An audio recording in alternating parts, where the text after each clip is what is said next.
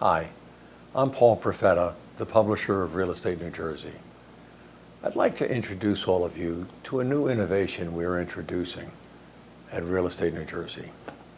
We would like to initiate the presentation of some short videos with some of the leaders in New Jersey commercial real estate that are involved in either exceptional endeavors, new innovations, or interesting projects that I think you would like to learn more about. Our first video will feature Chris Paladino of Devco and Tony Coscia of Windels Marx. Certainly, the Devco spectacular success story in New Brunswick and the Rutgers Piscataway campus has created a track record which is exemplary and has significantly improved the lifestyle of people living in that area. Here is that video now. I hope you enjoy it. Hi, we're here today with Chris Paladino and Tony Coscia. Chris is the head of Devco and Tony Windels Marx. And as a team, they have enabled Devco to accomplish spectacular results in New Brunswick, which we're going to explore today. So I want to introduce our guests, Chris and Tony. Why don't we just start with something simple? Give us a little encapsulation of your background. Well, I grew up in New Brunswick. My parents were teachers. I went to Rutgers. I went to law school in Camden, clerked for a judge, spent some time at Connell, Foley and Geyser here in Roseland. And one of my law school professors became the governor of New Jersey.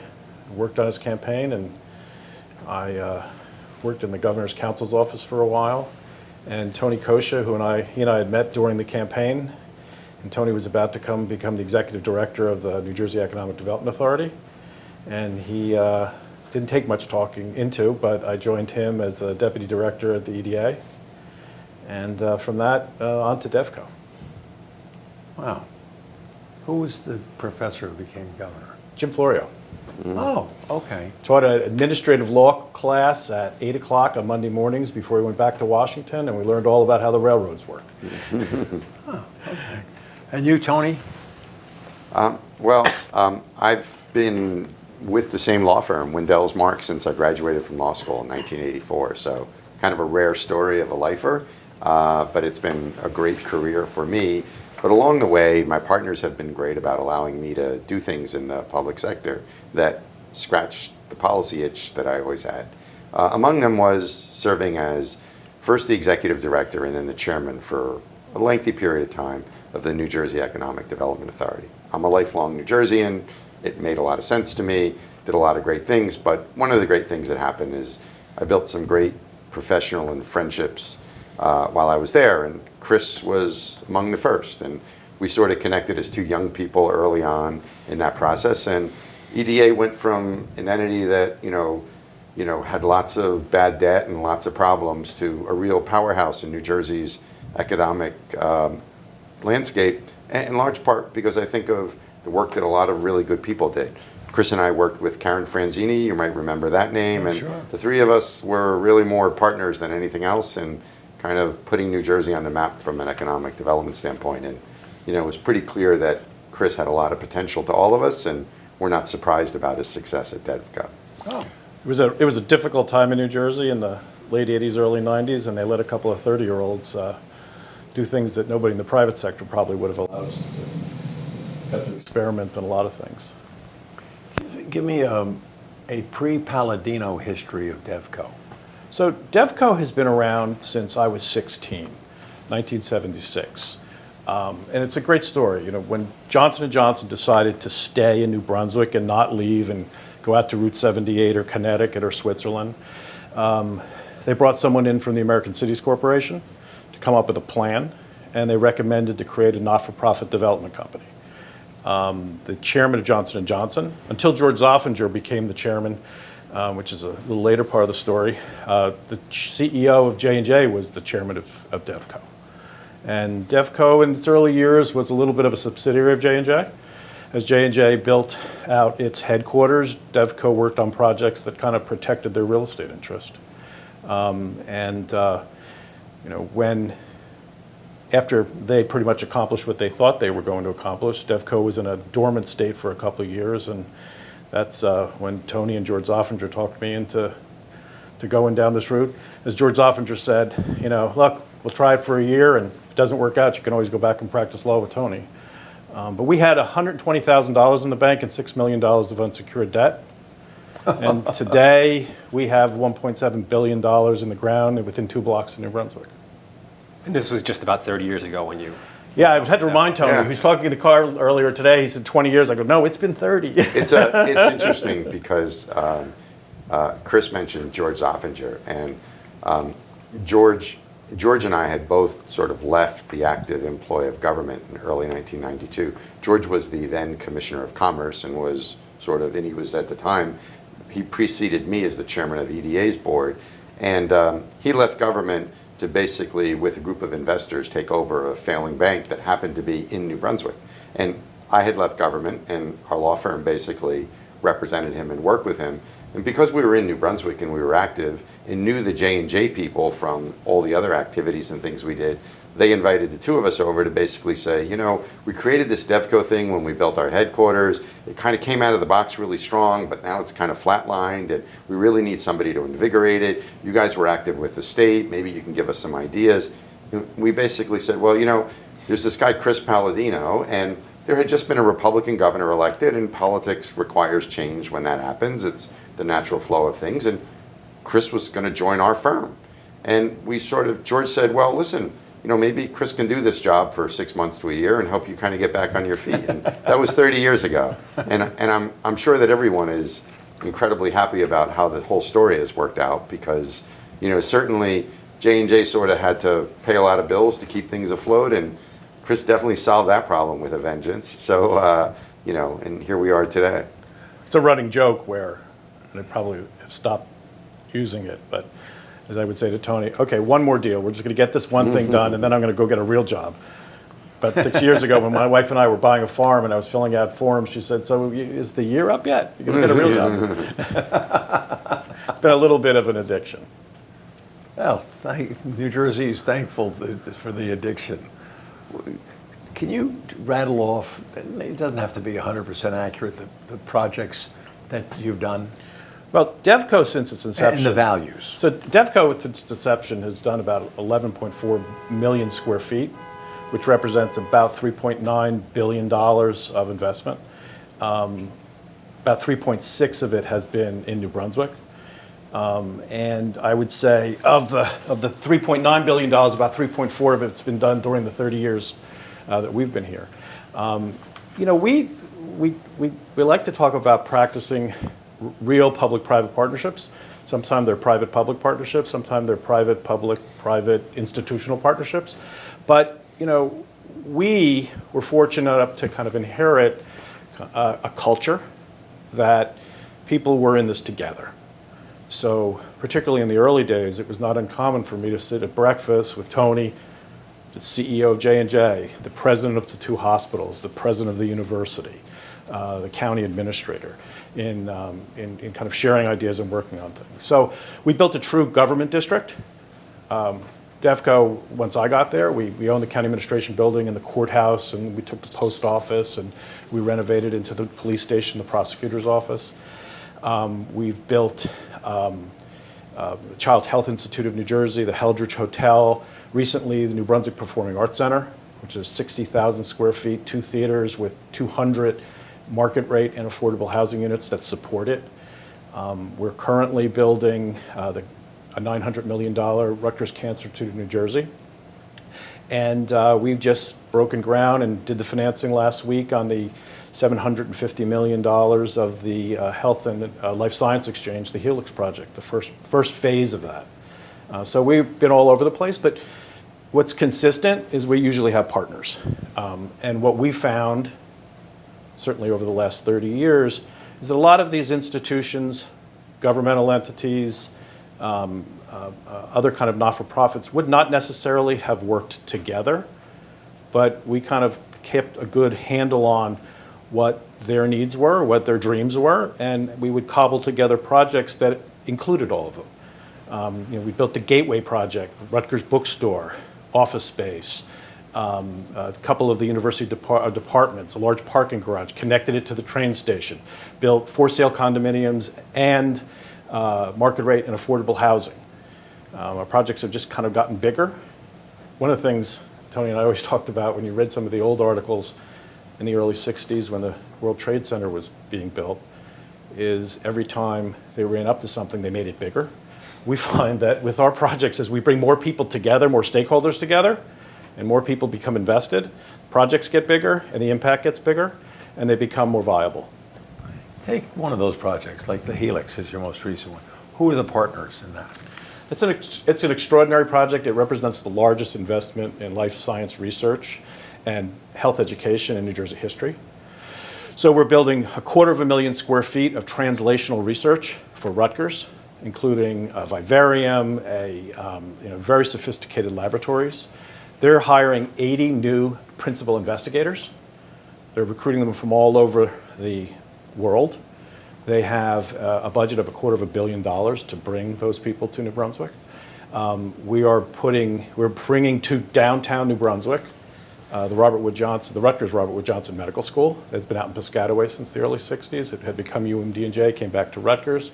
It's going to be a big change because as medical education has changed, and first and second year students start having clinical applications. They'll be across the street from the hospital. They'll be down the street from public health facility.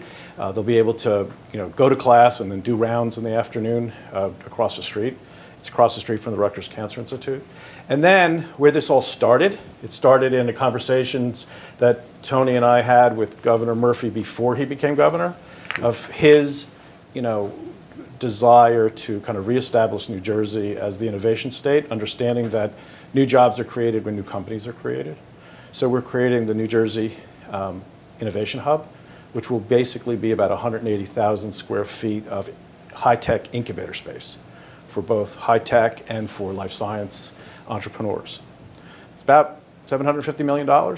So Rutgers is a partner. Okay. Hackensack Meridian is a partner. Robert Wood Johnson Barnabas Health is a partner. I mean, think about to get the two of them to work together. Yeah. As I said, Rutgers is a major partner. Middlesex County is going to put a big project in that building where they're trying to work with autonomous vehicles in a partnership with Rutgers. And then we've got some interesting folks who've kind of come along the way. The University of Tel Aviv is a partner. Really?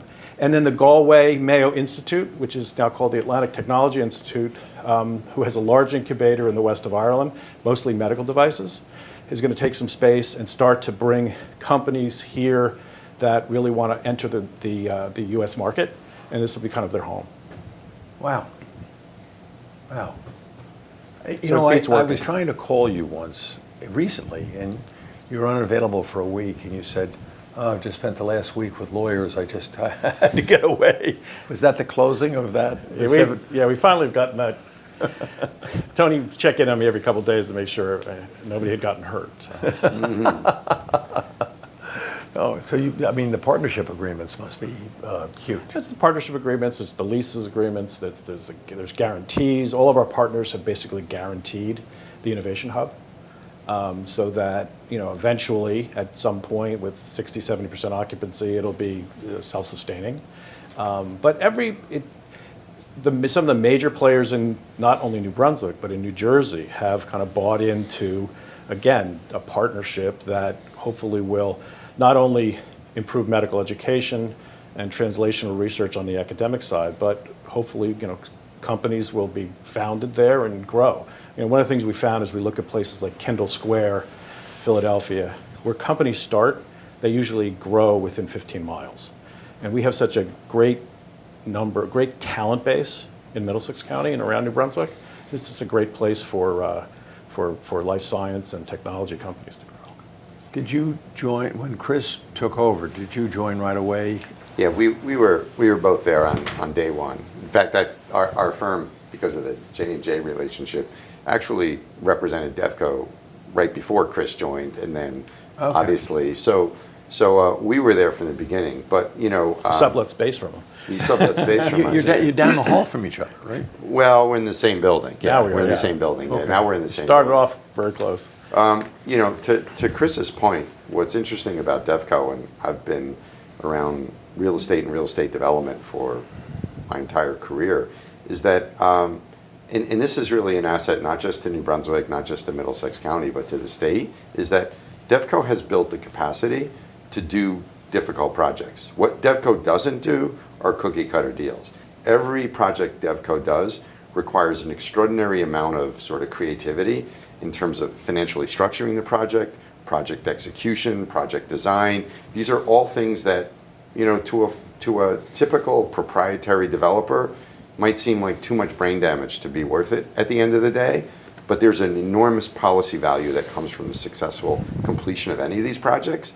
And New Jersey has that because it now has an institution that has the ability to sort of interject itself in a partnership with both private and public parties and pull off transactions that, frankly, private developers might find not necessarily worth it, and to structure the sort of capital stack that is used in these transactions to get the most possible value out of it. So it's sort of an amenity to the state of New Jersey that it has a place to go to do these things that the marketplace doesn't really do completely on its own.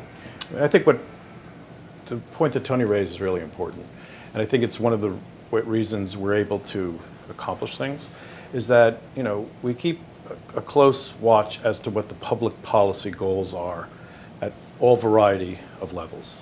You know, local government, county government, state government, and certainly people like Rutgers, what they're trying to accomplish. The New Jersey Economic Development Authority obviously had, you know, a leading role in Governor Murphy's economic plan. I forgot to mention them.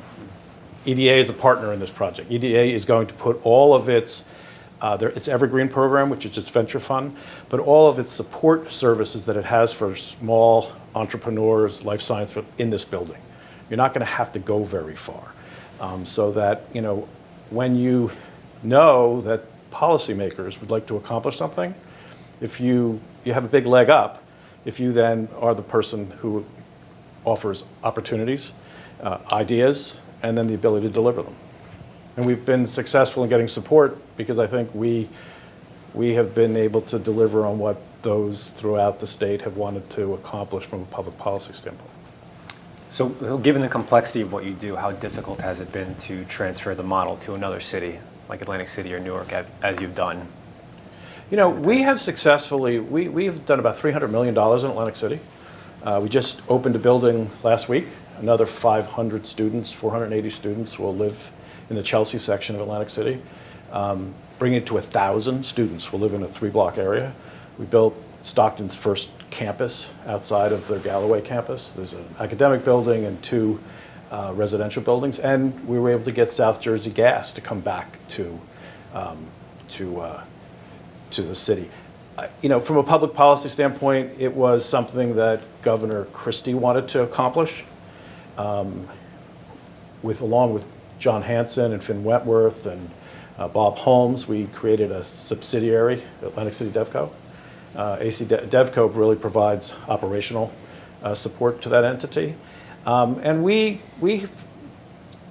Atlantic City is a complex place, but we were able to, you know, get the support of the CRDA, who had land use, but also the city council and the mayor, because I think we had a track record. We own 1 million square feet in Newark. You know, we own student housing at the medical school, and we took 15 Washington, which was really, I think they had issued 4 or 5 RFPs, and several private sector developers had tried to. I was one of those. And they didn't get done. In the middle of doing the College Avenue redevelopment initiative in New Brunswick, which was about $300 million, we built an honors college, a new academic building, an apartment building with retail and a park. Tony Calcato, who's the chief operating officer, said, "Hey, I got a problem." The university president just held a press conference with the new chancellor, and she said she was moving into 15 Washington. I got to figure this out.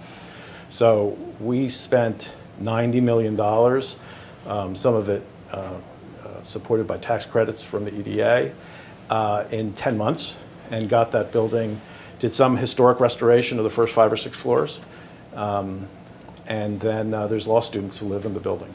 Mm-hmm.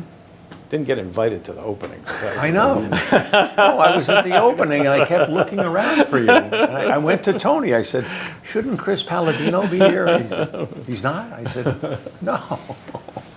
We own a lot of buildings that after we're done with them and turn them over to our clients, our partners, we don't, we own a lot of real estate on the Rutgers campus now that will eventually, when the financing is done, be turned over to the university for $1. But a lot of the government buildings that we own downtown, we actually have operational responsibility for.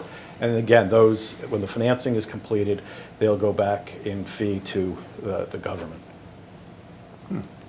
But to answer your question, the model works, and we've gotten a good response. In Newark, we had a lot of support from the council. I guess it was Mayor Booker at the time. We did the last two projects there. And in Atlantic City, we were able to accomplish what was necessary. How would you describe the demographics of New Brunswick pre-Paladino Devco and now? Well, New Brunswick is one of the few, if not the only city in New Jersey that has, with the last three census, while we've been there, has grown. It's about 68,000 people today, maybe 45 when we first got there. There's 100,000 people who come to school or go to work there a day, so it's a busy place. You're saying it's the only city in 30 years that's grown in population? Yes. Which means Newark is shrinking? Or not growing. I mean, New Brunswick is pointed out as a place that has been growing. The population in New Brunswick has probably grown demographically kind of across the board. We've always been a city of new immigrants.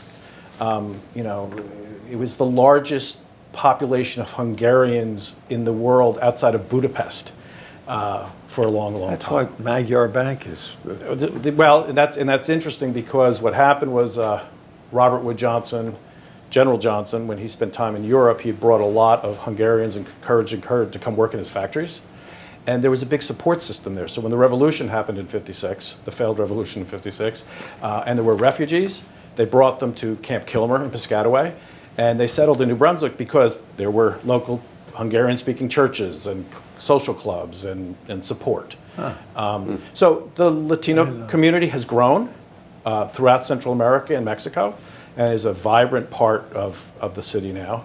And we've also been able to encourage two interesting groups. I mean, if we look outside our windows today, there are probably 5,000 people who live within 5 blocks of our office who weren't there when we started.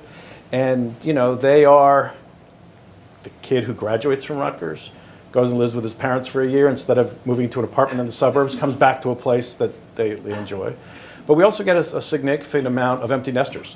New Brunswick used to be the center of the universe for a lot of people growing up, like it was for me. You got your school shoes there, you went to church there, you went to, went to see the doctor there.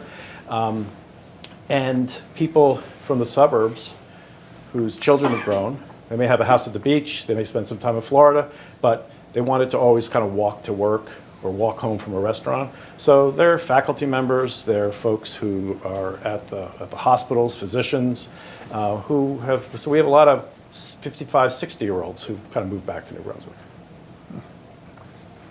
What type of ripple effect do you think something like the Helix or the new Cancer Center will have, given the growing scale of the projects you're doing now, and those being the two that are in the ground right now?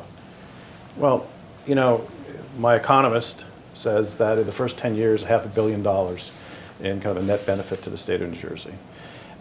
They expect not just the 1,200 people who work in that building when it's fully operational, but over 10 years to create 5,600 jobs of new companies that will be born, nurtured, and then grow out of that space and need to go someplace else. Maybe not New Brunswick, maybe at Piscataway, maybe in Woodbridge, maybe in Raritan Center, those kind of places.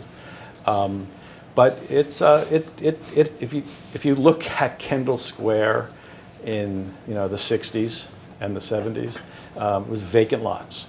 Now we can't find a laboratory in a space in Kendall Square. So How dangerous was New Brunswick pre-Devco? I mean, I don't think certainly you can mark it with Devco, but New Brunswick had the same challenges as most northeastern cities in the late 60s. You know, I just remember, you know, you lock the doors, you're going through New Brunswick, you know. Rutgers would tell its students not to go on the other side of the bridge. Growing up there, and sort of Tony feels the same way about Patterson, I never really felt it. And it never reached a tipping point. And I think it was good leadership. I think when people like Johnson & Johnson decided to stay, when the institutions like the hospitals and Rutgers continued to grow, that it never reached you know, a tipping point. But what's probably more important, there was a kind of a culture of camaraderie and partnership, and they decided to kind of go from that space and try to move forward. And it's been a bumpy road, but you know, It's true that Rutgers had to bus their kids to classes from building to building because it was unsafe to walk. you know, I think Rutgers has 90,000 rides a day on its bus system. I think most of it's because the campus is dispersed. You know, and classes are so tied together. I mean, you know what? From where we built the Heldridge to Douglas College, when I was in school, you wouldn't walk there. For whatever reason, you wouldn't walk there. You do it today. And it's because there are people. You know, there are people. There are people who live there. There are people who work there. And that's what makes people feel safe. Right. You know, it's when cities get quiet, Yeah. people become concerned. I don't think you can understate just what a difference it was to have the kind of leadership that existed in New Brunswick to sort of explain why New Brunswick's story turned out the way it is. I mean, clearly the two institutions, J&J and Rutgers, and at times the leaders of those two institutions, certainly in the early years, were very, very much committed to New Brunswick happening. And I don't think New Brunswick is the city it is today without, you know, John Lynch doing the leadership that he had during the time that he was the mayor of the city. And the city's been unbelievably blessed to have Jim Cahill, who, you know, as an urban mayor, has the kind of balance that brings all of these things together. And look, I think that, you know, Chris played a very big role in the last 30 years of being able to take advantage of opportunities that are out there and having those opportunities be available to New Brunswick. But, you know, you take those handful of people out of the equation and those two institutions out of the equation, and yeah, it's probably a very different story that looks a lot more like all the other cities that, you know, have had difficulty. Stable leadership, you know, not just the mayor and the city council, but both John Lynch and Jim Cahill were a big advocate of encouraging young people into the government.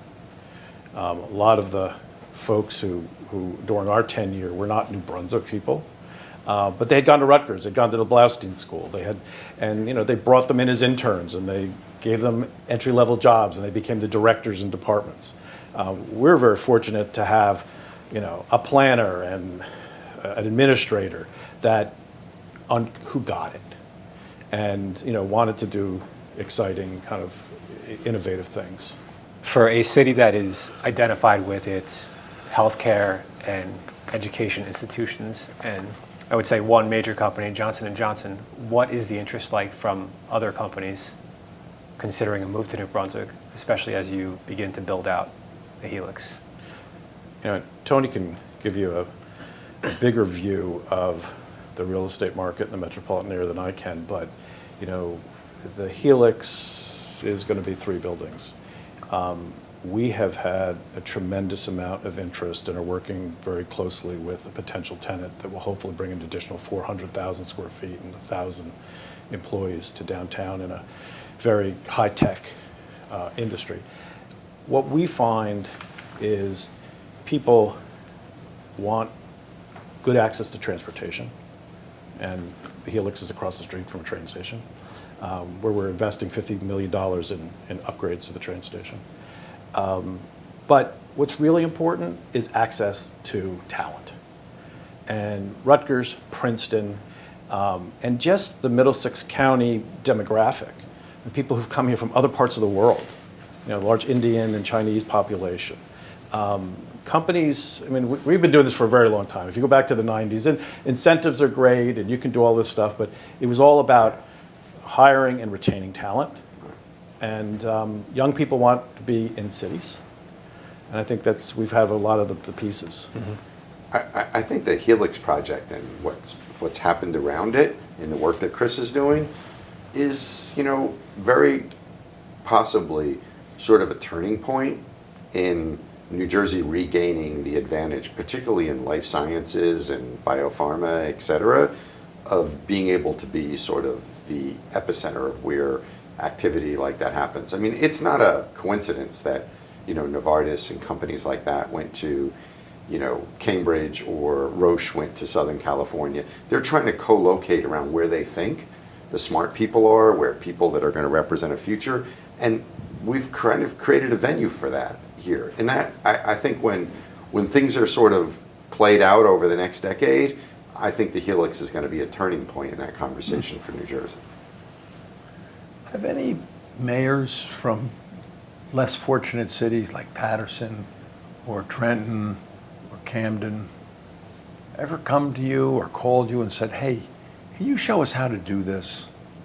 We've spent a lot of time, particularly with the folks in Camden over the years, and they've had some significant success. I mean, Camden is a much different place than I went to law school. Left there in 1985. Cooper's Ferry. Chris Calore, who now works with Tony on building the tunnel, ran Cooper's Ferry for a while. We spent a lot of time. These are people who we're friends. We kind of grew up with, in a lot of ways. And John Sheridan, who had been the CEO of Cooper. We spent a lot of time with both in Camden and New Brunswick talking about how we've done it. I think people have at least appreciated and maybe used some of those techniques. We have, I think certainly in Atlantic City, both the casino industry and CRDA and the mayor are constantly looking to draw us into other things. We try to explain to them we do have limitations of what we can do. We've worked on some ideas and some projects with the mayor in Paterson. I think we're kind of very receptive. Not so much Trenton. Trenton's is an interesting outlier, but certainly Camden, Paterson, and we've owned 1 million square feet in Newark. In Atlantic City. Atlantic City. And in fact, the Atlantic City story is an interesting kind of antidote to your question, because Governor Christie had a very genuine interest in trying to do something to sort of expand the economic platform for Atlantic City and deal with some of the challenges and issues they had. And he was sort of willing to put a lot of effort and money and resources into doing that. And two people who were on his behalf, again, trying to sort of find the right mix for that, were John Hanson and Finn Wentworth, two people who certainly know the real estate industry real well and were really committed to doing what was in Atlantic City's best interest. They had reached out to me because they said, well, you were involved with Devco and it seems like things have worked out real well there. And they had me up in their office asking me sort of, okay, they sort of were interested in what they thought was sort of, frankly, some kind of a legal structure or financial design that would make it work. And I sort of said to them, look, I can draft all the documents you want and I can create all the structures you want, but unless you get a Chris Paladino to do all of this, it's just paper, basically, that doesn't do anything. Because execution is what matters in this world. And frankly, what Chris gives you is execution. What Devco gives you is execution. So recreate that and you will actually get something accomplished. Without it, to be honest, I could give you all the forms in the world, and not to derogate our role as lawyers or financial what professionals. you say is true. Yeah. But what we do isn't really what makes the difference. Right. What he does is what makes the difference. Sometime. So in Atlantic City, you've done the Stockton campus and the utility building. Anything else? We've established a local CDC to do some neighborhood type of things, some home ownership, those type of things. We own 2.5 acres on the ocean. The last piece of shows you how what a problem Atlantic City was 10 years ago when we started. We paid $9 million for land that someone had acquired over the time for $80 million. John Hanson was able to negotiate it, get it financed, and said, okay, now this is what we're going to do. I give him the credit for convincing the leadership at both the utility and at Stockton that this was the right approach. So we still own this waterfront property that's adjacent to what we've done. And we're about to embark on a planning process with the university, because we have to start with the university. What do they need to grow, their program? And then probably we'll build some private sector components around it. So I would not be surprised over the next 3 years if we're doing another $250 million project in Atlantic City. I think that covers, that's a great bird's eye view of what you've accomplished there. And my hat's off to you. Just Thanks. 30 years of spectacular success. You realize how many lives you've changed in New Brunswick area? Well, Jobs you've created, and Tony and I have often talked about a lot. but you start a project, you start an idea, and you figure out how to bring it to fruition financially, and you go through the machinations, and then people who show up to build these things that you don't know. Guys that go home and women that go home and they help their kids with homework and coach Little League, and I always make sure you take the time to go and see that, at least at that level, that you're putting people to work. And we've built stuff through some rough economic times, and when you have that kind of laborer who's kind of waving the flag, stop you and say, hey, thank you, makes it all worthwhile. I think we've Tony and I kind of, during COVID, we're having a conversation and kind of reset, because we'd always talked how long we were going to do this, and Tony said, we're into this for another 10 years. There's work to be done. Yeah. All right. Very nice. Thank you both. All right.